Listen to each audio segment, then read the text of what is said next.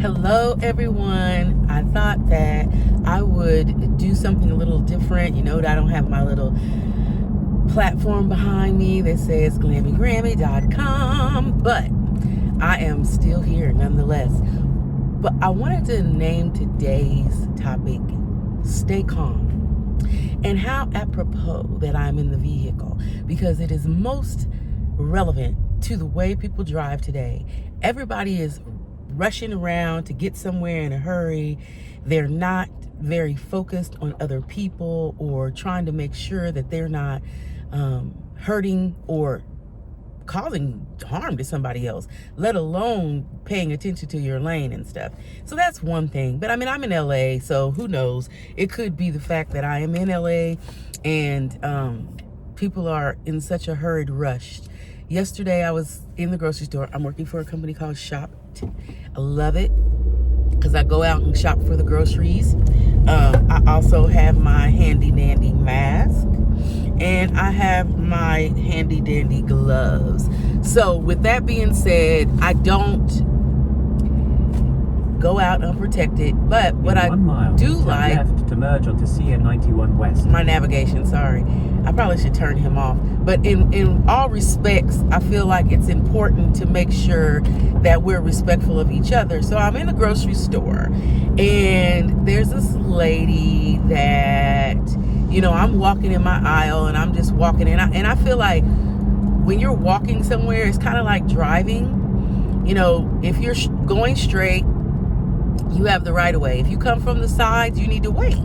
You can't just walk out. And I noticed that there's a lack of respect when it comes down to making sure that you say, excuse me, nobody, okay? And I'm in Beverly Hills. Love going to Beverly Hills because I love the aesthetic look of it. I love just the vibe in LA, period. However, it doesn't change that people have to continue to work hard at being better. Stopped on a dime. The whole problem was I was walking, and so I almost run into her cart. And so I like, you know how you step on your tippy toes. So I almost run into her cart, and I'm like, excuse me? And so then she looks me up and down. She's got her daughter there. And it could have been somebody famous. I don't know, but the same thing applies. Okay? I don't care. I love some of my superstars and whatnot. But I vowed that I will never become this way, in meaning disrespectful and unappreciative of the people that are around me.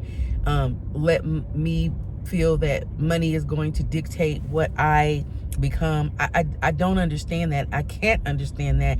And so because of that, I tend to be on the side of what's right and what's fair. And sometimes I go way above and beyond in that realm. But with all that being said, it doesn't matter.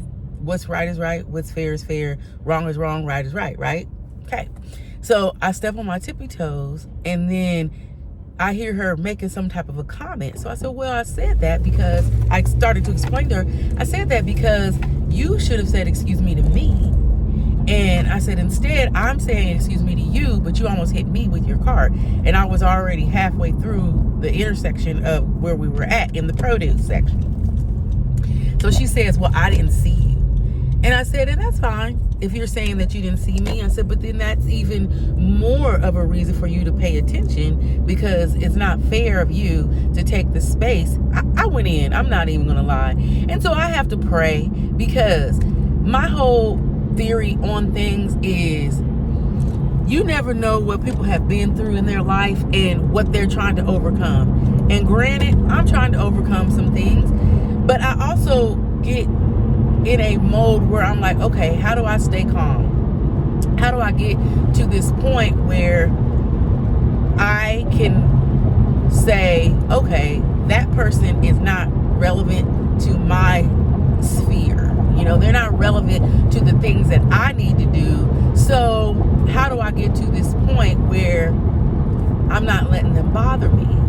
And so the first thing obviously that comes to mind is prayer. I pray, constantly. I feel like I have a conversation with God all the time. Because people, they're so, especially during this corona thing, it is amazing how scared people are. It does not make any sense. I understand being protected, but being afraid and being scared of mankind, of a virus, no. The reality is, if you have faith, faith can do so many things, and that's what we're encouraged to have by God. So if you don't have it, then unfortunately you're running around here looking like, oh my God, oh my God, oh my God, oh my God. And I think you look like idiots if you're that way, because it's not about you protecting yourself. And I'm sorry, I'm real. I don't bite my tongue. I'm sorry, because there are things that people need to realize, and I'm not going to be the person to make you do it. I'm just showing you how I've done it. And the only way that I've been able to do it is to keep it 100, because the bottom line is if I sugarcoat what it is that I'm going through, I'm not going to fix it. So when I say stay calm, it means a number of things, but most importantly, it means that if you are going to be the person that other people expect from you, or not even be the person, but be the person you want to be, then it is important for you to understand what it is that you need to fix about yourself. Because you can't stay calm if you are angry about things in your past. And you have to look at it. When you're breaking things down, don't confuse your past with your present. But by that I mean, look at your past. See what kinds of things are creating the anger. And for me, I can say that there have been times where I'm a very giving person, very nice person. So I let someone go ahead of me, or let them be first, or whatever. When in fact, maybe it wasn't, right. Maybe I needed to stand up for myself, but I never knew how to stand up for myself. That's like one of my songs, "You a Star." I wrote that song when my mother was still living, and she was so cute. She goes, I like that little talk song you do. You talk and sing, rap. But she said that little talk thing.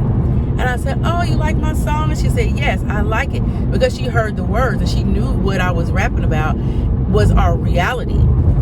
And so at that time, I put in there that, our mother taught us love, and people didn't respond to love. And they still don't. Not in many ways. They don't. People respond to things that are not very pleasant sometimes. And including myself. So I'm not putting myself out of the picture. But with that being said, it was one of those things where I was not facing that I needed to stand up for Dina. Never, ever, ever. I never stood up for myself. And so it became a huge issue in my adult life, because as they say, whatever you go through in childhood, you bring into adulthood. So you have to go back sometimes to figure out, how come I cannot stay calm? And with that being said, I figured it out. And what was happening was, even jobs I would go on, I had jobs where confidence was imperative, and you had to stay confident. And I worked in healthcare IT, basically working with doctors and nurses and other clinicians, and they're very confident in their work. As a matter of fact, a lot of times someone coming in from an IT perspective, and I have a degree in IT, but our job was mainly training from a technical perspective on a system that had been just implemented by builders and other people that were on my team or in my circle. And so a lot of times, for years, doctors felt like, why do we have to learn this? One of the secrets were that they weren't doing it in the first place. But that's a whole different story. The reality is now they're being held accountable. These EMRs and electronic medical record systems are awesome in making sure that your stuff stays safe. Believe it. So regardless of what someone says, it is more important for you as a patient. But at any rate, we go through a training period to learn that particular hospital's system, and because you know the actual hardware, you're pretty familiar with where things go and how they work. But sometimes people customize, and you have to learn their customizations and what their rules and policies and procedures are for their location. So with that being said, we would be in a class of other peers, and people would, sometimes I wear my long weave, and at this particular time I have my long weave in, and I'll never forget this dark-skinned guy. And I say dark-skinned because I don't understand why my life has been impeded by people that are browner than me that don't like me. My sister's brown. My husband was brown. My son is brown. There are people in my life that I love and that I still attract to darker skinned men. But that's not the point. The point is, I don't understand where the anger comes in between dark and light. I did a research paper on it once, and it explained it to me. But with all that being said, he was darker skinned, and I say that because he called me a light skinned bitch with no reason whatsoever. And here I was up there ignoring him, but I could hear him in the back. But he had control over the classroom because he was the assistant to the actual, what we call ID, but supervisor. Long story short, she wasn't doing nothing because she didn't know how. He was actually trying to act like he knew something. And that's another thing. Learn your craft. Don't let anybody tell you that you don't know what you're doing so that you don't have problems later. But I'm sure karma came back around, and he was back there with all these females, and here he had a wife. He'd come to work smelling like liquor. And I don't care what you do at home, but I truly believe, and I'm telling you, like, for real, when I work, it is like in my blood to be on the side of right, because I cannot face and will not face somebody telling me I did something wrong. And I think that's the biggest part of where my ego or my entitlement comes in, because I feel like I don't like someone telling me that I cannot do something. I don't mind you giving me guidance and instruction. That's not that's not what I don't like. What I don't like is someone thinking that I can't do it, or that I don't know how to do it, or that I don't have the capacity or the education. I don't like that. And I'm sure you guys don't like that either. So he kept saying, oh, those light-skinned bitches, those light-skinned bitches. And I was so, I remember the first feeling I had was my feelings was hurt. And so at the time, I was going through something else that was making me be in pain. I had some type of spasm in my neck, and I couldn't straighten out my arm. And thankfully, there was this physical therapy office upstairs. So at lunch, I would go up there and do my physical therapy, which helped a lot. But with all that being said, I was just going through a lot, and the doctor had me on painkillers, and painkillers can make me depressed and whatnot. But I'm telling you, when I say I'm a G, because I'm going to work and I have to deal with this stuff. I can't take the painkillers during 8 to 5, so I have to take them at night. Thankfully, this was in South Carolina, and my mom lived in South Carolina, so if I didn't feel like going home in North Carolina, which it wasn't a far drive, then I would just sleep at her house during the week and go home on the weekend. So everything was great. However, when I would go to work, you know what I mean, I would have to pretend like everything was great, and it wasn't, because these people were creating problems for me that they didn't need to create, but I was allowing it, and it pissed me off constantly about myself not being able to stand up for myself. So I'm saying all that to you to say I overcame it. I now, and I have always, for the people that know me, have always said what's on my mind, but I never would say it to people that I didn't know, because again, I don't know if I was just scared, nervous, whatever. But with that being said, now I don't bite my tongue. So when I say to you that, if you're a dark-skinned person or a light-skinned person and you got issues with the other, that is so stupid, because guess what, we all in the same boat. People don't give a crap about the complexity of your complexion. What they do feel like is you may not need to be in their space. And this doesn't have anything to do with a color. It has to do with an attitude. And so the people that have that attitude, they have that entitlement. And unfortunately, if you're angry and don't stay calm, you can't put them in their place. But I tell you what, by the end of, because this lady, she kept going back and forth with me. And I was fine with it, because I was trying to explain to her. I was like, it doesn't matter that you think that I'm being rude, because what you say doesn't judge me. You created a problem that you didn't have to create, because you said you didn't see me, and basically you were saying that you deserve to be there, because in order for you to ignore that there are people around you when you're in a public place means that you think everybody hails the queen. And so with that being said, I'm just letting you know, ma'am, that could be considered as racist. It could be considered as entitlement. She goes, oh my God. She was so pissed off that I brought the word racism up. And then somebody else said, oh, that's what they use, the race card. And so I interjected. I said, no, I'm not using the race card, because I have mixtures of all races. So you could pick the one you don't like, but let me tell you about the one that's talking to you now.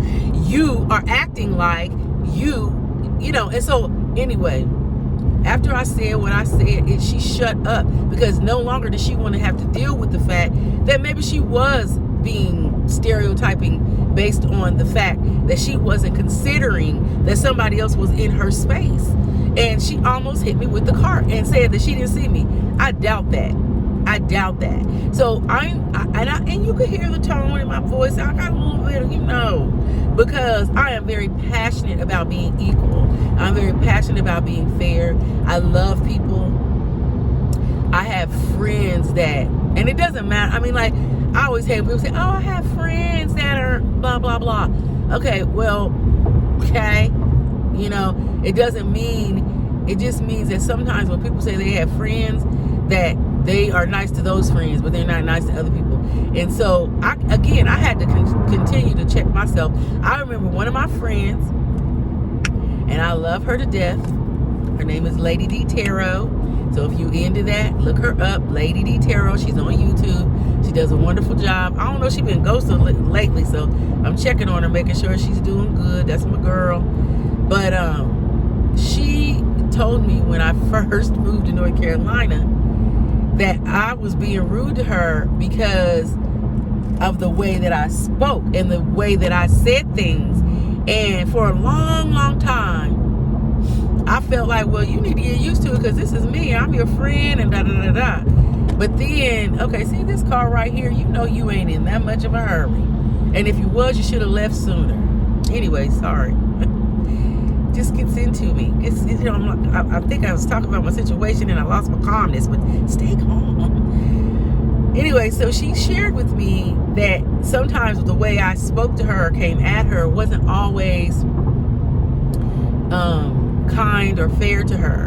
And once I started checking myself and realizing that it's possible that I needed to correct that. I mean, not possible, but definite. You go from possible to definite, because again, you're questioning. So I finally got to a point where I was like, okay, so I have changed tremendously. And let me say this, once you've changed and once you've moved to that next level, trust me, the fight is not over. The battle is not yours, it's the Lord's. So just remember that. The reality is that you have to be strong enough to do what you need to do to have a spiritual relationship. Because if you don't have that spiritual relationship, guess what? You're not going to be able to have a place to release. We can release to each other, that's fine. But right now, I'm saying this COVID-19 is a last-ditched effort, in my opinion, for people to be on the side of right. And if you are not going to be on the side of right, guess what? You can go down with everything else. So you have to be focused. And I truly believe that millions are going to die from this before they actually resolve it. The last time I looked at the numbers, it was like 400,000. So it's almost halfway there. But the reality is, all of the scamming and the negativity going on behind the medicines and things like that. You know, you guys have got to be strong. We as a people have got to be strong and have to be like, you know what? I'm going to do what I know is right. Don't do like crabs in a bucket, because the whole scenario with this situation has been like crabs in a bucket. It totally has. And it's amazing to me that people are not thinking about what they need to do to stay focused with this COVID thing. You need to stay focused. You need to stay, not just focused, but stay calm, because staying calm is what's going to get you through it. If you continue to act in a way that's going to make you overreact and be disrespectful to people in the store because you want something. I mean, if I see 2 bunches of bananas left, I'm going to leave one. Now, if there's a lot of bananas, cool. I can take 2. And I'm a banana eater, so I usually have 2 bunches of bananas in my house at a time, and they don't last past the week because I have maybe 2 a day. But regardless, I still think of the other person, and it's important to think of the other person. If you died today, is all of your material stuff relevant? No, it's not. I know this is not church, but like in my song, I'm gonna take you to church. Let it flow.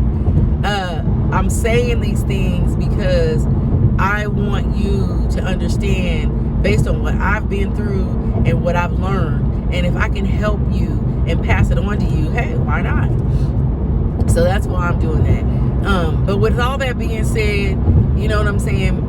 Check yourself before you wreck yourself, as they say, because if you don't check yourself, you're not going to be able to fix the issues that we have going on in yourself, let alone the world. Because if everybody stays calm and everybody does what they need to do to make sure that they are being a part of the resolution, then you're going to continue to be part of the problem. And that's the unfortunate part. So we don't want to be part of the problem. We don't want to be someone that's creating more havoc for the world and for the resolution of this disease. We want to be someone that helps others, and we want to be someone that helps ourselves to make sure that we are making a better us for tomorrow. And I mean, it sounds like a campaign commercial, for real, but it's the truth, y'all. It's the truth. And if you don't do it, then again, you're going to continue to be the person that everybody is wondering what in the hell is wrong with this person. Why can't they calm down and do this and do that? And that's the unfortunate part about it, is that we do have accountability to ourselves, to our children, but most importantly, to God. Because think about it. Now, think for 1 second. When President Obama was in office, the people that were most happy for him to be there and were ready to embrace the change of it all were a lot calmer, a lot more respectful, because they wanted to make him proud. So now, when I look at people out here in these streets and moving around and moving about, you have a lot of hatred and anger because of the leader that the world has. And the first thing is, it's not up to man to direct his own steps. So the fact that people are catering to this president one way or another, being good or bad or whatever you're doing, is unfortunate, because if you was doing what you were supposed to do on a spiritual level, guess what? You will be respectful to everyone in every way. But if you're not doing what you need to do on a spiritual level, guess what? You're not going to be respectful of people, places, or things. And that's the truth of it. That's the truth of it. It's a whole vibe. It's a whole vibe. So your reality becomes part of the problem if you decide that you're going to take in with other people and do stuff that's not Are you kidding me? Do things that's not acceptable to the person that you are. So we've got to be humble. I call it 3 things: humble, hungry, and honest. Humble because God will keep humbling you until you do what he asks you. Trust and believe. If you keep going through a lesson and don't know why, that's why. That's why. If you keep going through something with someone and you can't figure out what the reason is, that's why. You're going through it because God has not finished with you yet, but you haven't picked up the message. You haven't learned from the reality of it, and the reality of it is that you are being humbled until you pick up this lesson. The next one is honest. If you're not honest with yourself, and if you're not honest with the realities that are around you and trying to make sure that you do what's right, then again, you still won't evolve to that next level. And evolving is important. Move over! Sorry, y'all. Gee! I'm real. What can I say? People are funny to me. When you see that the lane is ending right here and I got my signal on and you going 70 miles an hour, ain't nobody over in your other lane, move over. Gee, you're going so fast you can get back over. Again, fears. People have such great fears.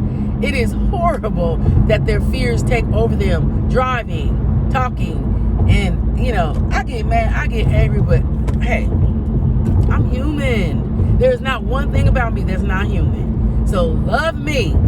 Don't leave me, but love me. But anywho, with all that being said, the third one I talked about being humble, honest, and hungry. If you're not hungry, guess what? You ain't gonna work for nothing. So you've got to figure out, what is it that I hunger for? What is it that I want to do, need to do, can do, blah, blah, blah, yada, yada, yada. And once you find your hunger, I see you.